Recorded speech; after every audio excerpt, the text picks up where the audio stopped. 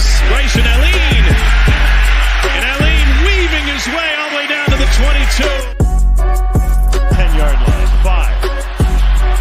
Mayfield. Dancy all around. Throw it as far as he can throw it. Jump ball coming. Crazy stuff. Not this time. And you want to be a wide receiver. You're going to have to take a little bit of a hit like that as Brown got him in that shoulder, but watch. Those are teeth. Do we have a dentist on staff here?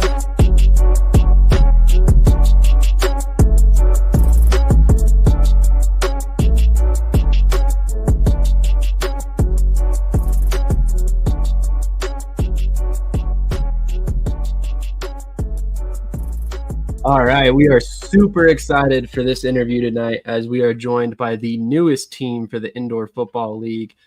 Thank you very much to Joe. Is it Zolo? Yes, sir. Okay, Joe Zolo for joining us. You are the media director for the Fisher's Freight, correct? Yeah, director of digital, all that stuff. Very nice, very nice. And as always, it's an Indoor Football League show, so I had to have Cody Bryant here with me.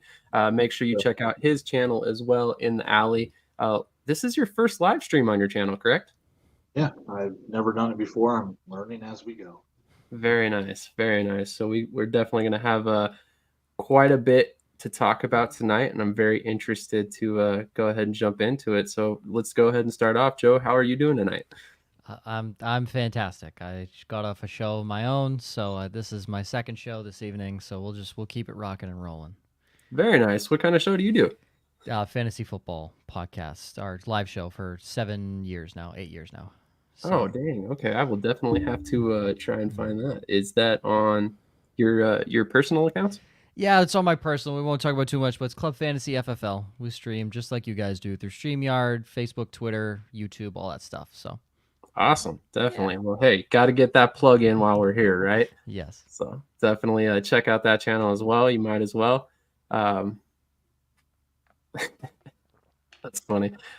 Thanks for tuning in, Pretty. We appreciate it. But let's go ahead and get into the questions for the evening. And I wanted to start with one that I think was appropriate in my personal opinion. But in 2025, obviously, you guys are kicking off the season in a brand new facility, which I've looked at some of the pictures. It looks beautiful. It looks amazing. And it honestly sounds like it's incredibly well suited to the IFL in terms of size, location, the things that are around it, all of that. So I'm kind of curious. I mean, obviously this is a 7,500 seat arena. It's going to house the Indy Fuel as well as the Indy Ignite professional volleyball team.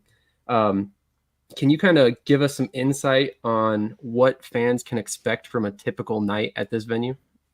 Yeah, I mean, we're still so far out and we're still learning all the things. The venue will be finished, I believe, in the end of October, beginning of November. So we're very excited about it. We've seen, obviously, all the mock-ups, and we're seeing what the construction looks like inside, but it's going to be crazy when it's all finished, said and done. I mean, brand new everything it's going to be a fantastic fan experience as well as for players for volleyball, hockey, and football. It's from everything I've seen on the renderings, I don't know what it looks like yet, but from what they've based it off of from other venues that they've built, I know those venues are top notch. They're some of the best minor league venues in the country. Very excited to be there and be in sort of a new community where in Northeast Indianapolis, where there isn't really a presence of sports teams outside of directly inside of Indianapolis, with the Colts, the 11, the Pacers, and the Indians they're within about 10 minutes of each other in downtown, kind of the center of Indianapolis. So branching out there with two teams that our ownership owns, the Fuel and the Freight, it gives us a fun new market, even though it's only just 20 minutes from our old venue. It gives us a whole new market for some of the outer suburbs of Indianapolis up towards Muncie and Ball State University that, we can introduce to a new audience. It's going to be fun. Absolutely. Cody, if you just want to jump right in, man. Yeah, sure. Next question. We got a majority owner of the team, Jim Hallett.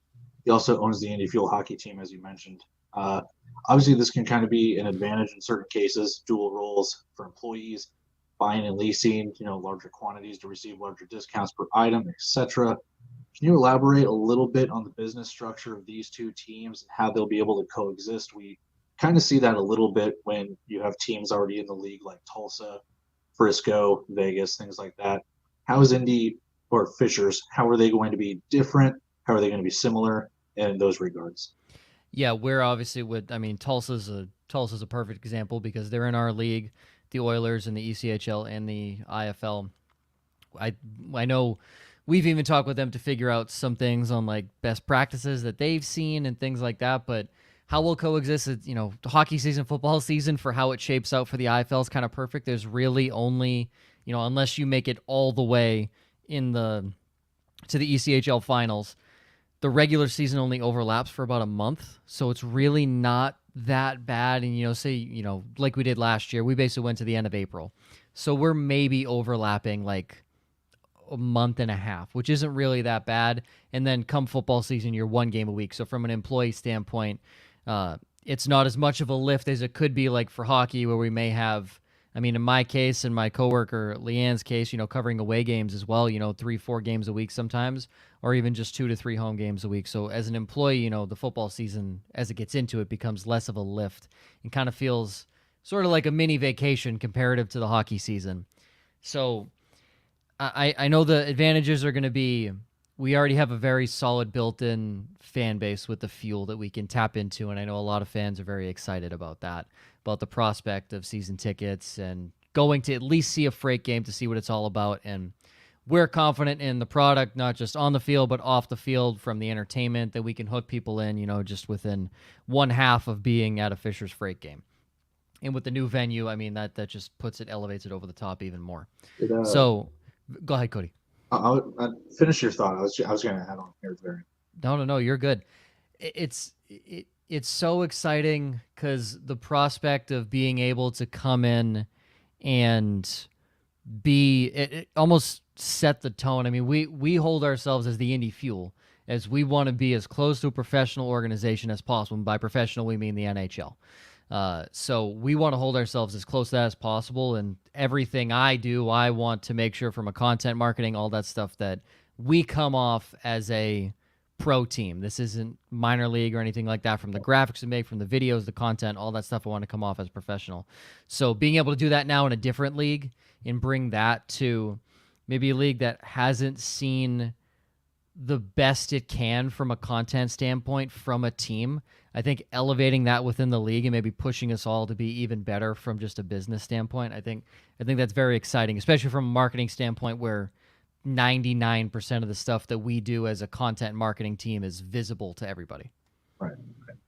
The only thing I was going to ask was, did Indy make the playoffs last year in the ECHL? The Fuel, yes, we made the playoffs. We got bounced in the first round. We lost game 5, but we did make the first round of the playoffs. I'm a huge Kansas City Mavericks fan. We played Toledo to go to the Kelly Cup finals. The only reason I was asking, I didn't know if Indy made it or not, but I know that there's like a regional rivalry over there with like Kalamazoo, Toledo, Cincinnati, Indy, all of that kind of stuff in that central. So just thought I'd ask. I didn't know how your guys' season went. Yeah, we ended up losing to Wheeling in the first round. That was a good back and forth between us and them last year. But yeah, the Central's a good little division with a lot of good rivalries there because it's so close. I gotcha. Yeah, absolutely. So obviously, one of the big reasons that I personally think that Fishers is going to be a great market and a great team is it seems like that market is growing quite a bit over the past couple of years. Roughly a 6% growth rate over the past 4 years. You're projected to be right over 105,000 this season. And then the median household income is obviously pretty high compared to the rest of the U.S., which is also very beneficial for the team itself, I can imagine. Can you speak on how long this has kind of been a plan for Mr. Hallett? And is this something that he's always wanted to do, or is it something where the IFL approached him and kind of wanted to bring him in? Yeah, so I've only been here. I've been here less than a year. I've only been here. I started October of last year. So from the stories I've been told and everything I know the move of wanting to get into a new venue has been something in the works for a while, and that was just built out for the Fuel because the goal was to make the Fuel an AHL team at some point. And I think that dream has sort of dwindled over the years, but that was the goal with this new venue, was to try and become an AHL franchise. So I don't know when the IFL sort of popped up and had that idea, but I know Tulsa recently joined the league. So if I'm taking educated guesses, I have to imagine that conversation arose from whether it be, talks between ownership of Tulsa and us, or talks between our GM and the GM of Tulsa. I'm sure there were talks there, and I know there's even, there's been rumblings of some other teams in our league that might want to join the IFL in the future, because I think they see the potential and the growth, and, one of the few and only steady indoor football leagues since basically AF2 folded forever ago. So I don't know the exact origin of the Freight and the story and all that stuff, but I know that Jim Hallett himself is a big hockey fan, and I believe his son Chad is a big football fan.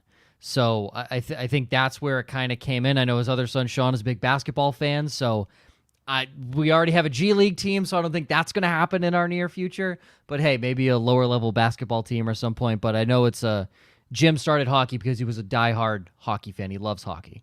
So I think this is a fun way to branch out into something new as well. And I was very excited when I learned about it day one when I started, because they didn't want to tell me before I started in case I spoiled anything. So Hey, that makes perfect sense. yeah. Freddie chimes in real quick, and he says Indy suburbs are a better market than they get credit for, and the Freight are wise to tap into that rather than simply Indianapolis.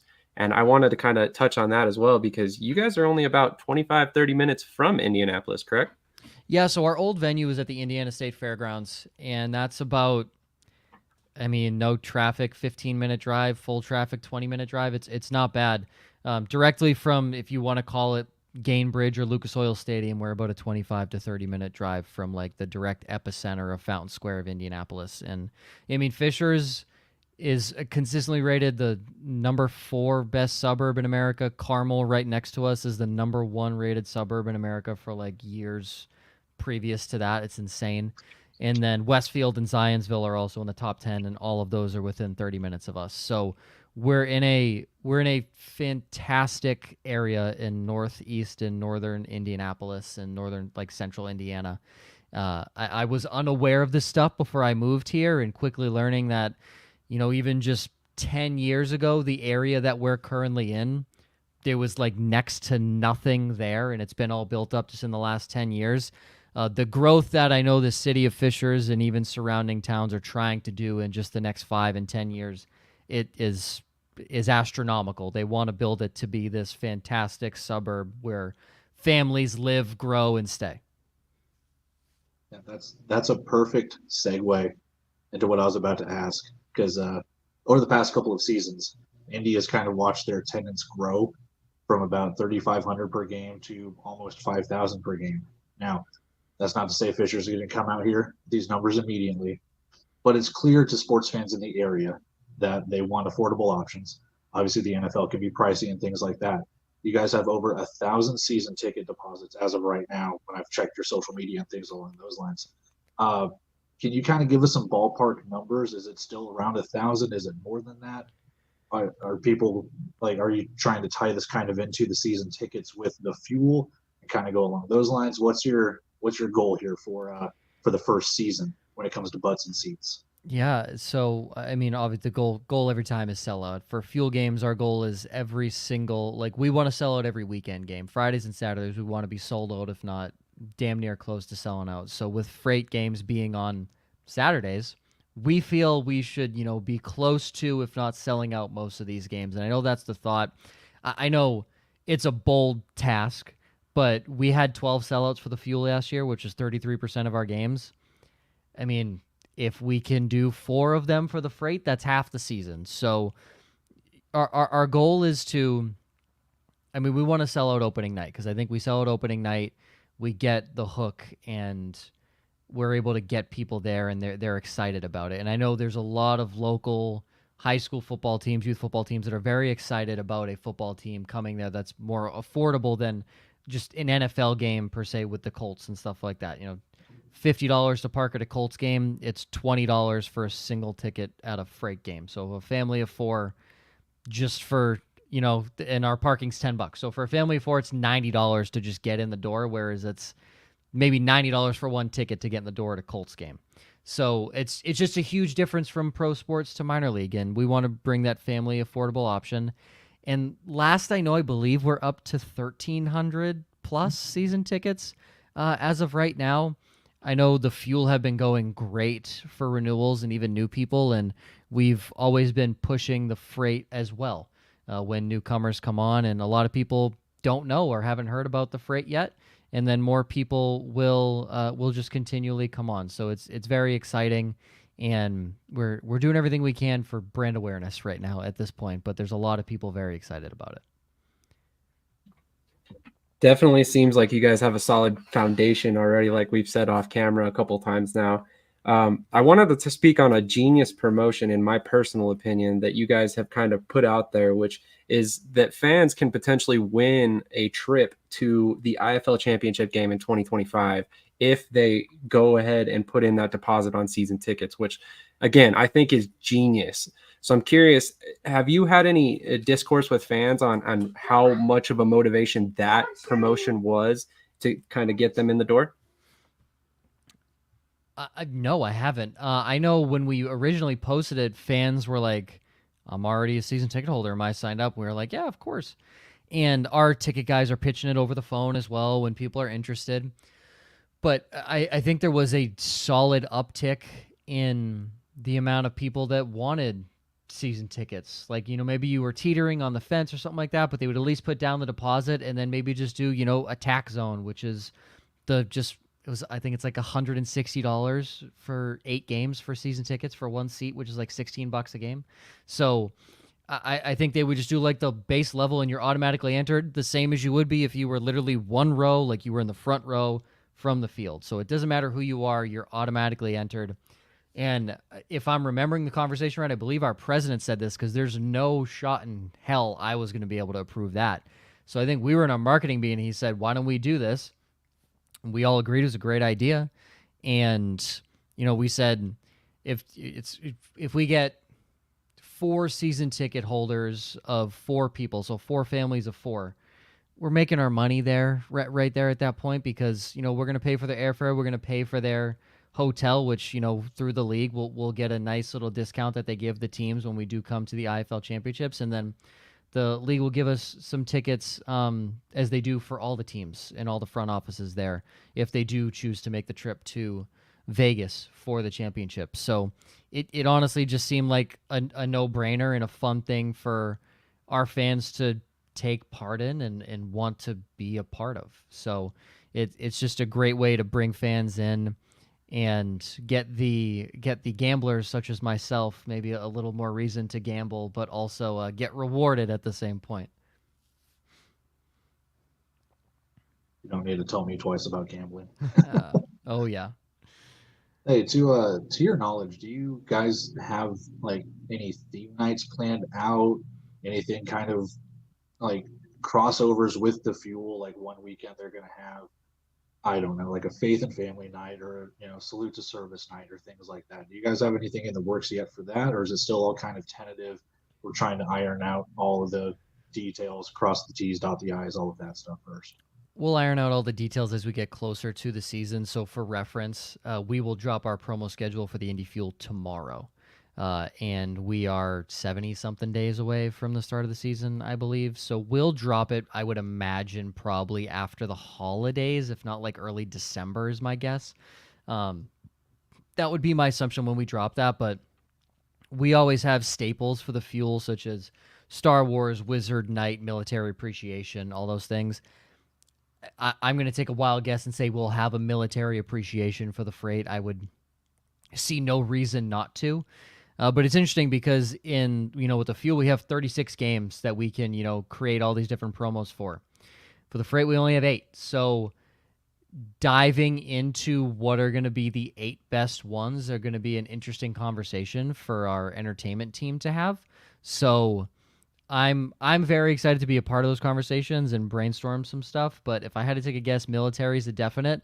But there's nothing fully solidified that we are like, yeah, we're gonna do this. So it's gonna be an interesting conversation. Makes sense. Makes sense. Very early beginnings for the freight right now. Extremely early beginnings, yes.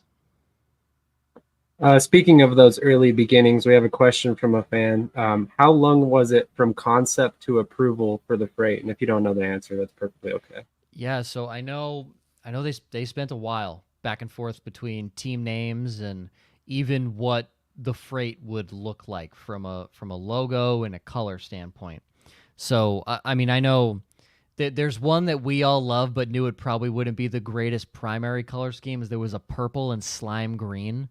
That was the color scheme, which we were like, dang, that kind of hits. But being able to use that all the time felt like, ugh, that would be a lot for fans to see purple and green all the time. So that steel blue and yellow kind of it looks so clean, and it pays homage to the nickel plate, which is what the freight train is. If you don't know, on that main logo, which is something that is Fisher's freight. That's a Fisher's history I won't dive into, but it did, I would say, from concept of team name to creating the logo and everything. I mean, I don't know if people realize how long that process takes, but it was probably for us about a 4 to 6 month process.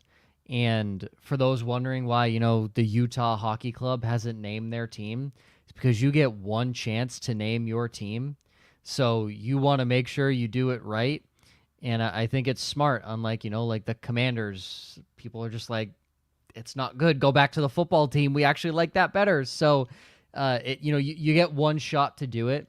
And I know there was a lot of time spent with not even just our team, but like the mayor of Fishers, like getting his input and his team's input. So there's a lot of time and effort that goes into it and figuring it out. Cody, I see your brain working. I feel like you have a follow-up question there. I mean, it's all logo and uniform and everything else based. I mean, I don't know what details he can give. He can't give.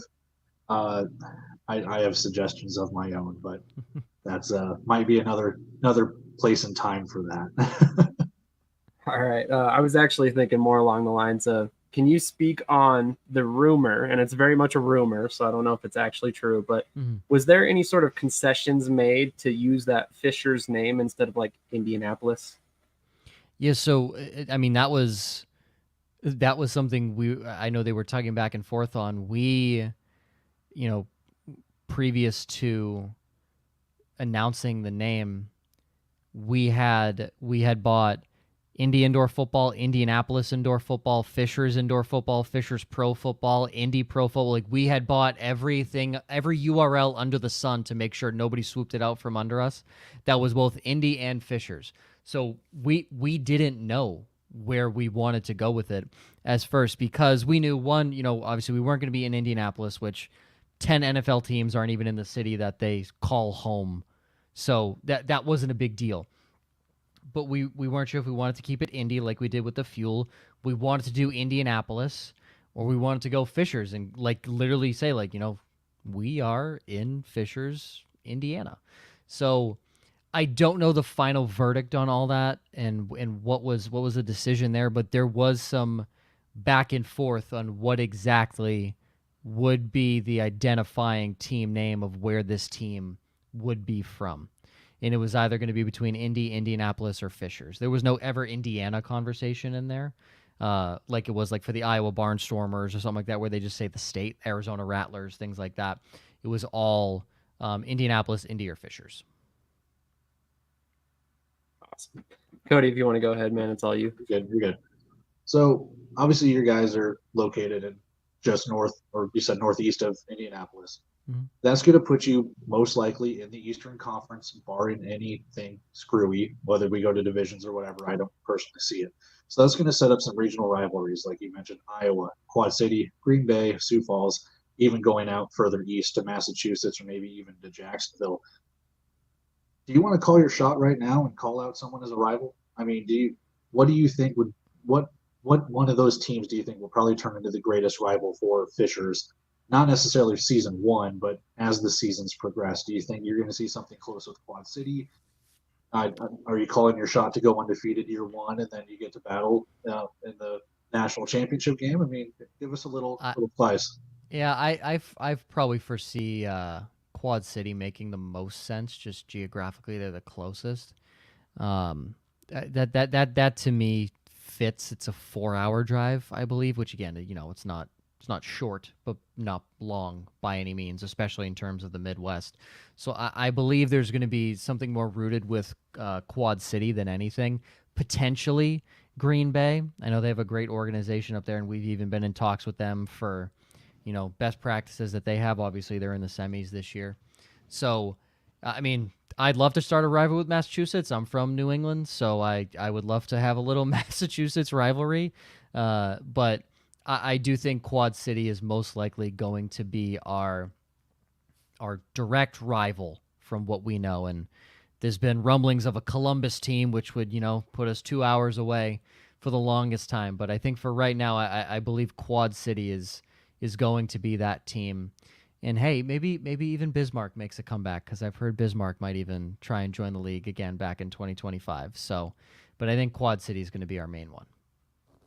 We can hope. We're all hoping the Bucks come back. So, hopefully it makes sense for them financially and legally. I know there was some workman's comp laws that were kind of making it prohibitive.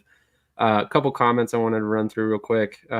Freddie says he's got a sister in Lawrence and a lot of family in the area. He's speaking very highly of the Fishers area, saying hi to a couple other people who are in here. You guys don't have a head coach yet. Makes sense with the 2024 season still winding down, but any idea what the timetable for that might be? Yeah, I know. I've been compiling a head coach list of not just guys that have reached out, but direct, recommendations from trusted sources that we have, that our GM and our president have reached out to. So I know there's conversations in the works. I don't know what those look like. I know we haven't spoken to anybody as of right now, but I do know that is something we hope to have by the end of August. It's a aggressive deadline, but I know teams start signing players in September, October. So, me personally, I want to get ahead of the curve and get the best guys possible. So, I hope to have someone locked down by the end of August, and we can hit the ground running and get the best guys we possibly can. Absolutely, some interesting candidates out there right now. A couple more comments real quick. Some of them are questions, so we'll kind of get to the statements. William says, hopefully Michigan gets a team, becomes the rival. That would be a very interesting location.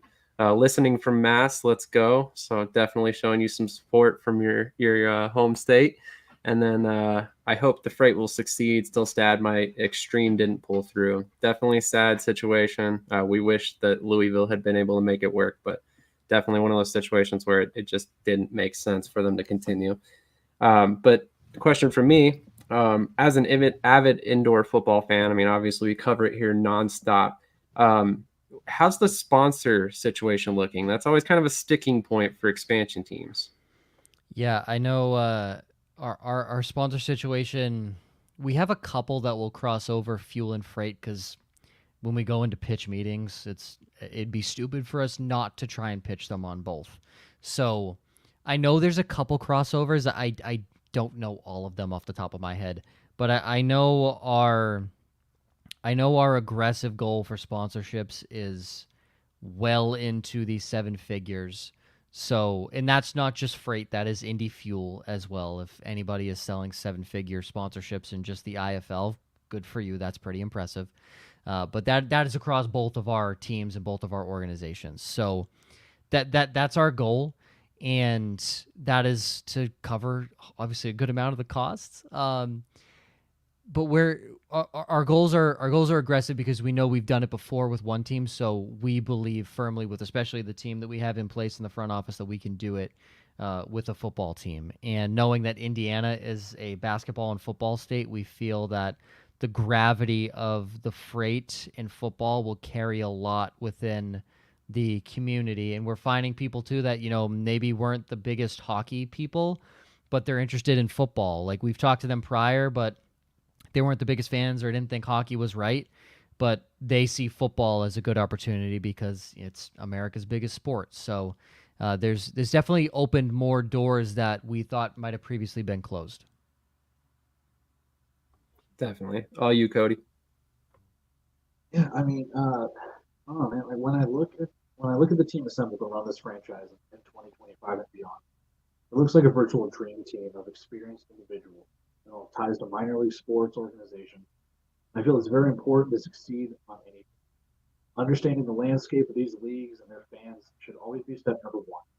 But how important was it in the hiring process that each candidate had previous minor league experience or anything along those lines? Yeah. So with the fuel, everyone who's working with the fuel is working with the freight as well. So this was an added on to our job description, and everyone in the organization knew it was coming. I can speak to it from my job standpoint because when they were hiring me, and they've told me this after I was hired as well, they wanted someone who had previous experience in minor league sports and like starting up a new brand as well. And fortunately for me, when I was in Bismarck with the Larks, we rebranded to the Missouri River Motorboaters for one game, I remember that. and that was our rebrand that went viral. And in I don't know what it's at now because I haven't been there for almost a year now. But I know in 36 hours we did $100,000 in sales, and by first pitch of the game, 6 weeks after we released it, we did $280,000 in revenue. And by the time I left, we were at about 320, which is the middle of August. So that definitely propelled me forward in this whole thing. And let me tell you, we haven't done that for the freight, but we'll get there one day, and we'll make sure that stuff's good. But I know that was a big part of it, is having people that know what they're doing and have been successful in what they've done. And across the board, we have that everywhere. Every position we have that. Definitely very impressive staff. I mean, there's even some experience from CBS Sports on there, which I thought was interesting. So definitely interesting to see how this has all kind of come together a little bit. But we've got a couple more interesting questions that I wanted to get to. What part of the process of getting this franchise set up has been harder than you thought, and what has been easier than you thought? The toughest part's the branding. I mean, you have to nail the branding, in my opinion. That's the hardest thing. And then some of the easier things, also hard things, just figuring out what the hell to talk about for 14 months after your team name is announced and you have literally nothing. Like, you don't have a venue, you don't have players, you don't have almost anything outside of a logo and colors. That's been a fun challenge for me, to just try and keep other people engaged and just get our name out there. And one of the easier things is I feel like this is a really good, dedicated fan base inside the IFL. It may not be the biggest, but they love the sport. So once we've like gotten minorly tapped into this fan base, and as we continue, I think what we're able to bring and the ideas, my giant Excel sheet of content ideas that's over 200 cells long, that's something that we can bring to this league and stand out and make it feel like we are, like, you're scrolling through TikTok and you see the freight, and the next thing you see is the Kansas City Chiefs, and you can't tell the difference because the production value or what we're doing is on par or similar to what they're doing. And that's the standard I hold to. I'd say don't look at other people in our league, look at people in the league above us. And even above that, again, for the ECHL with us is, look at the NHL. So I at this point, I mean, I'm looking to the NFL. Like, what is the NFL doing? What are the best D1 programs in college football doing that we can replicate and make our own, and give our fans awesome content that they can relate to? And then obviously we got to sell them stuff on the side as well. But the more they can have fun with the content, the easier it is to kind of sell them on that emotional connection of, hey, here's this cool new piece of merchandise. Hey, come out and support us at this community event, XYZ, all those things.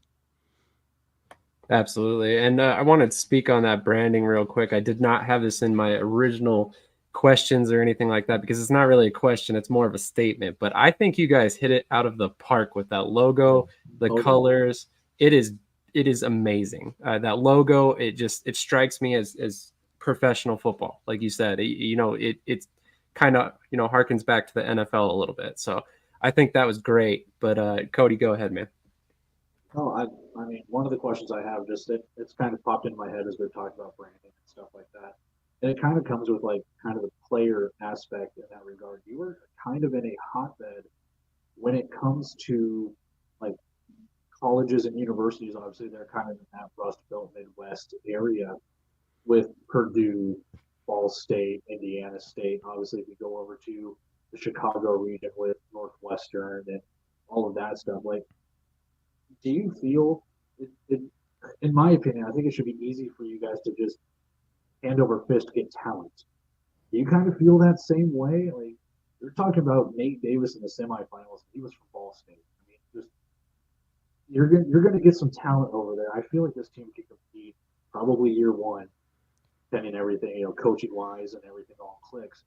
Just speak a little bit about that. I feel like you guys are just in a very good spot when it comes to being able to recruit talent.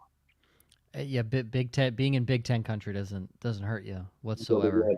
Anyway, Yeah, it doesn't hurt you. And then I mean, obviously with the MAC, like you said, with Ball State and I mean Toledo.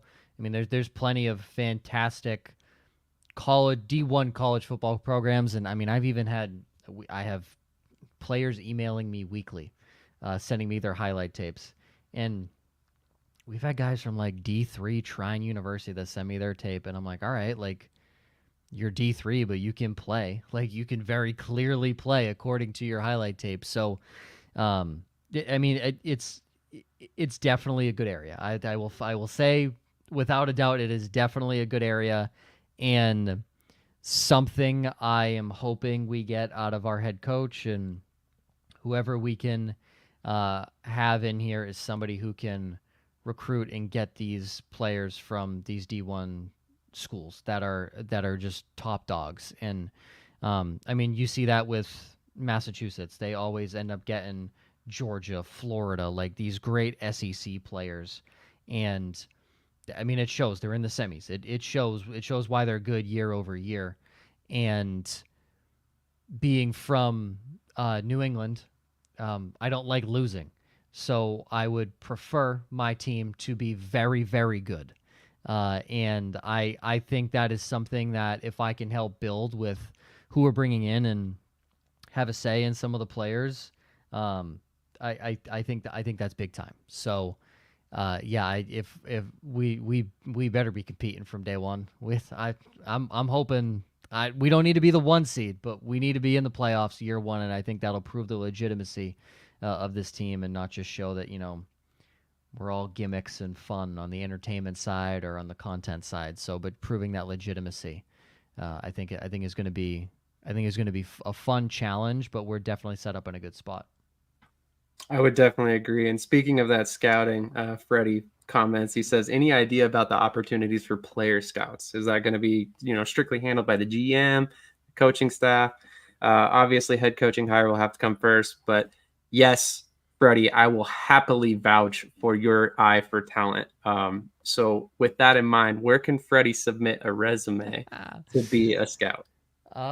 I honestly have no idea how that is going to happen. I think it is honestly probably going to be all head coaching preference. I can tell you right now, the guys that have sent in stuff to me, I have a compiled list of players that have sent in stuff, and I have watched their highlight tapes, and I have flagged guys that I think are good and flag guys that I think are not good.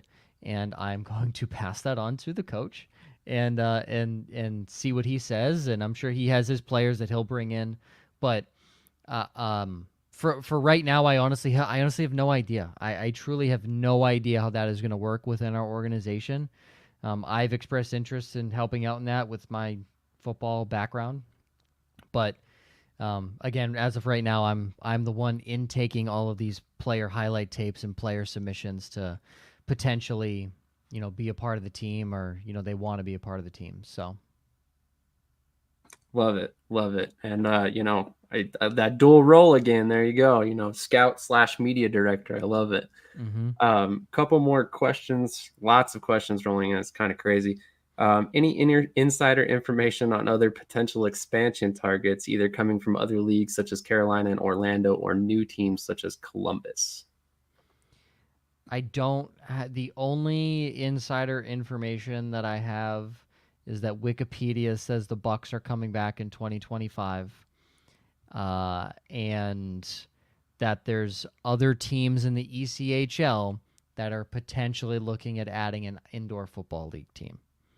I don't know if I'm at liberty to say who, so I'm not going to say who, but there are 29 teams in the ECHL. 2 of them have IFL teams, so you have a 1 in 27 shot to guess the other one.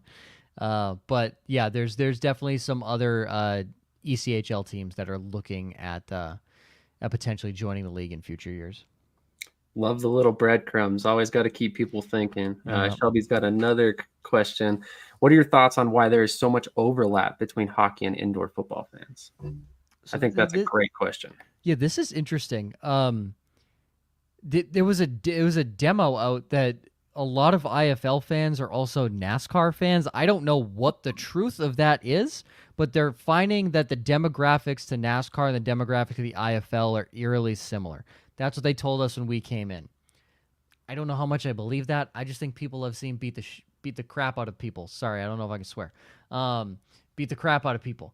I remember my first Arena Football League game with the Manchester Wolves, first quarter, third play of the game, I see this dude get flipped over and almost cleats an old lady in the face. And I was like, what the heck? This is awesome.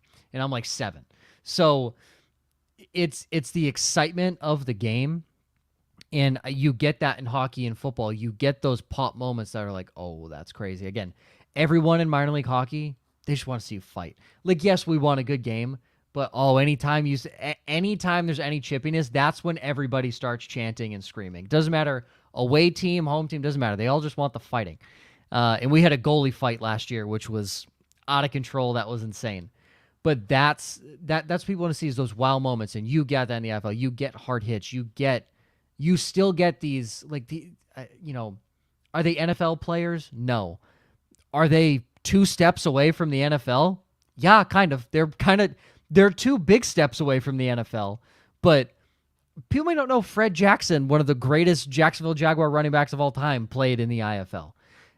Kurt Warner played for the Iowa Barnstormers. It's a 1 in a long shot chance that some of these guys make it, but there's plenty of guys that go play in the CFL and play well. Plenty of guys that play in the XFL and play well. So there's good talent in this league that you see, and same thing with the ECHL.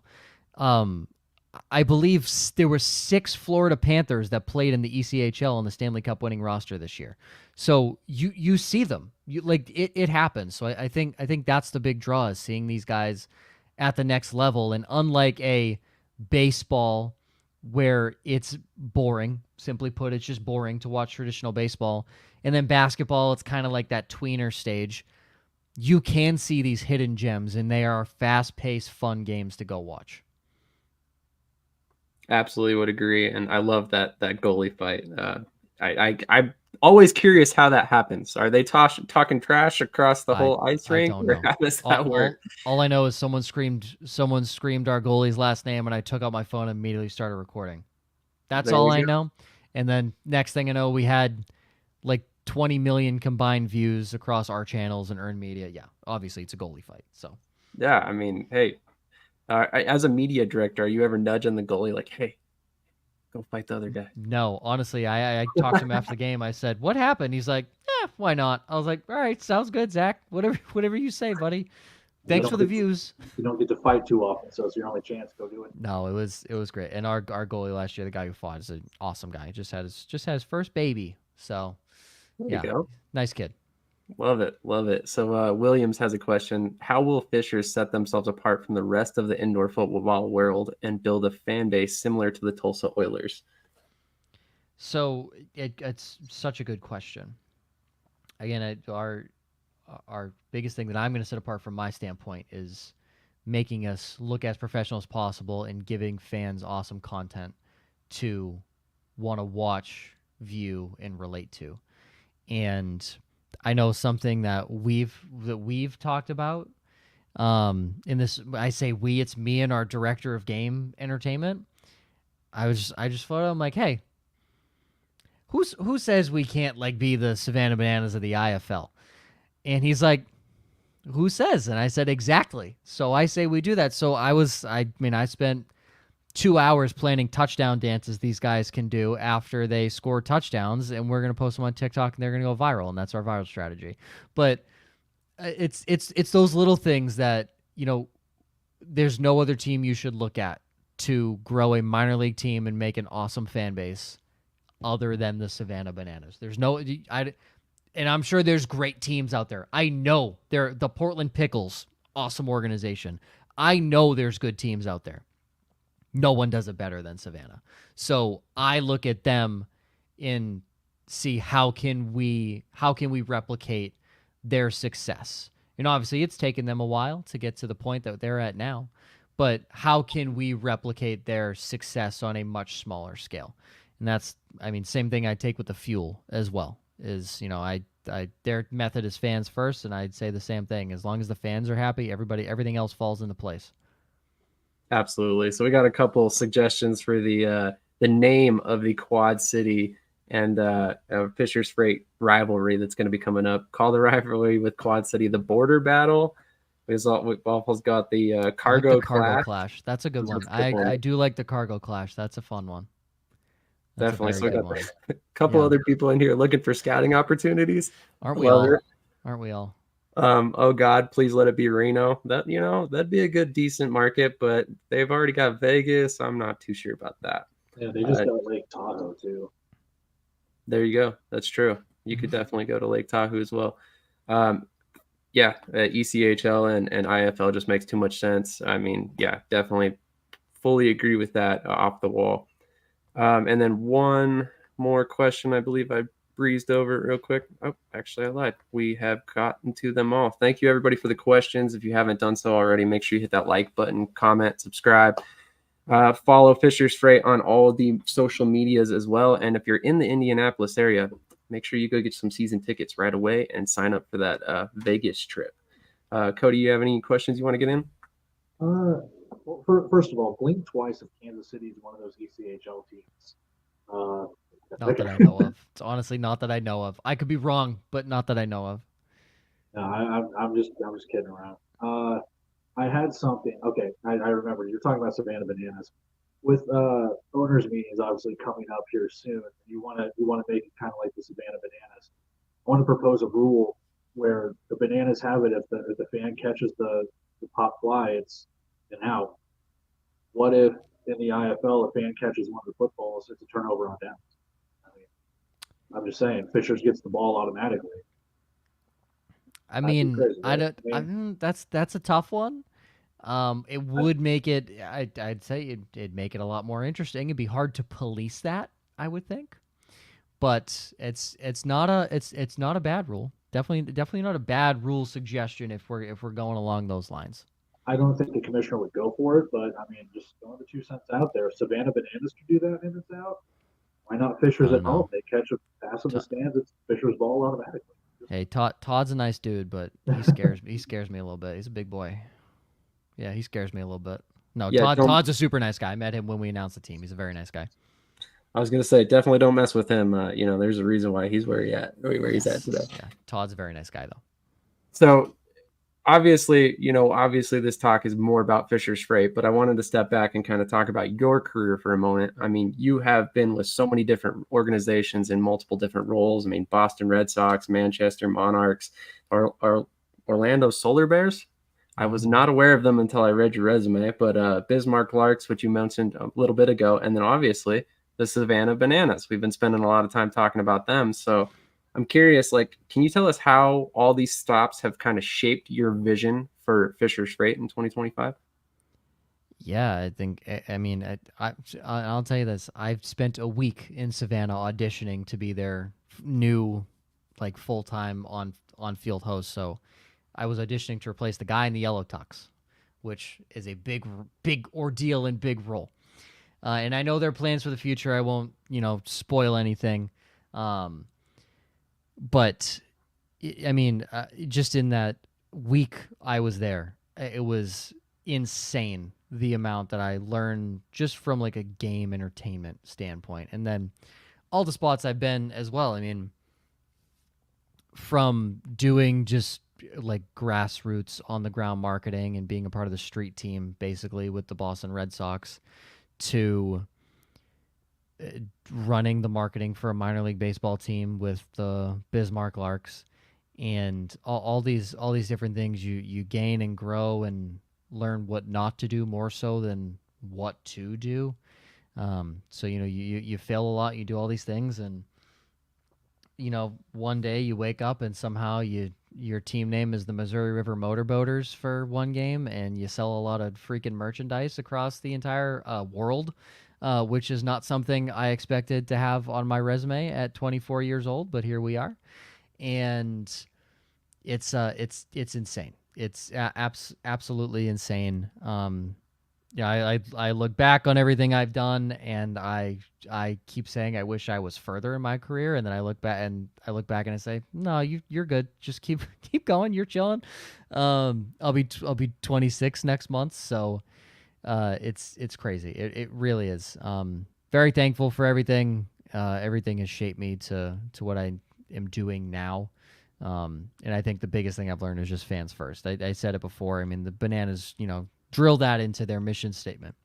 But if fans are happy, more tickets are sold. When more tickets are sold, more sponsorships want to come on. When more sponsorships want to come on, everybody's freaking happy, because that means every revenue stream in the organization is running. Oh, and also when there's more people in seats, more people are buying merchandise because there's more people in the venue, which means concession sales go up. It all starts with the fans. If you care about nothing, just care about one thing, it's the fans. So that's the one thing that I've learned. If they like the content I'm putting out and they like the stuff that we're giving them from a digital standpoint, because that's my job, I'm doing my job properly, and I'm doing it right, and that makes everybody else's job easier in the long run. So. Well, not to tell you how to feel about your career, sir, but I'm about 10 years older than you, and you're a lot further than I am. So I would just say you should pat yourself on the back every once in a while, because you're doing a great job. I appreciate that. Absolutely. Cody, any more questions from you? Can you give us any hints or teases on the uniforms? No, because the thing that I know is now changing. So honestly, no, I truly can't. I can tell you there's going to be blue and there's going to be yellow. I can tell you that right now. But no, I've seen the original mock-ups of our unis that I believe are changing a little bit. They're going to be nice. Like they're going to be very nice. And I'm very excited to see them in person and do a uniform reveal and all those different things. So I'm very excited for that. Can I make a suggestion? Can you do the Purdue railroad tracks for the helmet stripe? I love that. It would be interesting. So one of our brand guidelines thing is the chevrons. So that yellow chevron you see on the front of the train on the main logo. Hint, that will probably be on the uniform somewhere. So that's going to be like one of our main identifiers, because that's what the nickel plate train is known for. I love that. One more job pitch here. Just want to say that if y'all need uniforms designed, just hit me up so I can design them. If we didn't already pay a design company a lot of money, Williams, I'm sure we would. But there's a company that we have paid a good amount of money to do that for us. So, and Section 127 has been awesome for us. They do all the signage for the NCAA Final Four. So if you've ever watched the Final Four and seen signage and all that stuff, they make that. So great business here in Indianapolis. They've been a good partner of the Fuel for a long time, and now they will be for the Freight. So definitely. Nothing personal, Williams. You might want to go after a team that doesn't have a hockey team attached to them as well. They probably already got those connections. Yeah, but sadly for him. I mean, great for us, but sadly for him. Exactly. But one last quick question, and obviously we kind of breezed over this a couple times as we went, but any promotional craziness that we can expect coming up now that the season 2024 season is wrapping up? Man, I honestly, I don't know. Like it. If you guys have, and I mean, not just I mean, anybody in the chat, I'll have suggestions on stuff you want to see from a brand new team. Please let me know because I am running out of ideas for things to do with no players, no coaches, no venue to even speak of. So if any tweet at me, tweet at the freight. I am on. As you can imagine, as a guy who runs social media, my phone screen time is about 9 to 10 hours a day. So please, I will happily take suggestions because I know if I'm taking suggestions from fans, that means you want to see it. But I can promise you that there will be some very fun stuff in the works as we get closer to the season. I know there's going to be a lot of fun stuff that I have planned, that our interns have helped me brainstorm, that people, the ticket team will walk into my office and say, hey, we should do this. I'm like, yeah, why not? Who am I to say no? Even though it's literally my job to say, no, I don't like that idea. But I rarely ever say that. So we're just here throwing stuff at the wall and seeing what sticks and having fun. Absolutely. So if you didn't hear that, here's your chance to kind of give some suggestions and kind of help a professional football team please you, which is kind of goofy to say, but no, I love that. I love that you're open to suggestions from fans because, like you said, fans are what drive this sport and really any professional team. So I like that a lot. Mm-hmm. Cody, any final questions or thoughts from you? No questions, just a comment. You were talking about the team that helps with the logos and the design. I know Indy the Fuel just dropped new logos and designs, and I just want to say that they look really awesome. Well, thank you. We will have a video coming out shortly of all the comments of people who didn't like it and us responding to those comments in a fun and snarky way with our good friend Fueltron, which is our version of Computron from The Office, where we typed in and asked our friend AI to respond to these comments in a snarky way. So that's an interesting one. Let fans vote on player of the game. That is an interesting one. I do like that. I like that as well. If you have one that can start before March 15th, which is, I believe, our presumed kickoff date. I have no idea. I just assume it's the middle of March. And that's one of the Saturdays that checks out. If you have a suggestion that can get me something before the next 200 plus days, I appreciate it. But that is a fun suggestion to get fans involved. And I mean, just to bring up, we are looking at doing like a 30 to 45 minute post game show after every game where we bring on a player, we bring on a coach, and we do like a whole, basically like you would see on like Monday Night Football or Sunday Night Football, like post game breakdown or something like that. So that would be a fun way to get fans involved on a live voting platform. I do like that idea a lot. I would make my pitch for a team show, but I think you got that covered already. I think we got that one. Definitely. Well, Joe, thank you so much for your time tonight. I really appreciate it. This has been incredibly insightful and a lot of fun, honestly. I wasn't sure how exactly this would go, but obviously you're very camera savvy, so I really appreciate your time.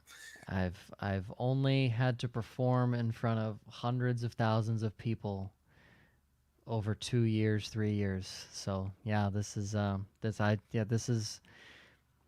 But the biggest crowd I've been in front of, I believe, was 4,500 in Savannah, and then another one was like 2,000-3,000 in Florida for like this giant food drive that were just people driving through and me acting like an imbecile for 4 straight hours in 100-degree heat, just making people laugh and enjoying themselves. So, yep, this is me. This is me daily. So, love it. Love it. So obviously, if you did not catch it earlier, make sure to go follow Fisher's Freight on every favorite, all your social medias, and then also tweet at them all your ideas for the off-season promotional value for Fisher's. So if there's anything you want to see them do, now's your chance to give them a suggestion. Also, one last real quick, make sure you subscribe to Shady Sports Network. Follow us on all your favorite social medias as well. And then also follow and subscribe to In the Alley as well. Great channel. As I get every chance to plug him, I think he's an IFL expert, and I'm glad to have him on our team, moving forward. So thank you, Cody, for joining us. I'm not an expert. I just love the game of the indoor football league. Thank you, Joe, for coming on. I love the insight and all the information that you have spewed out the last hour. It's been very, very insightful. I appreciate it. Happy to, guys. Anything I can do. Thank you so much. We appreciate that. Thank you, everybody who tuned in, and we'll catch you in the next episode.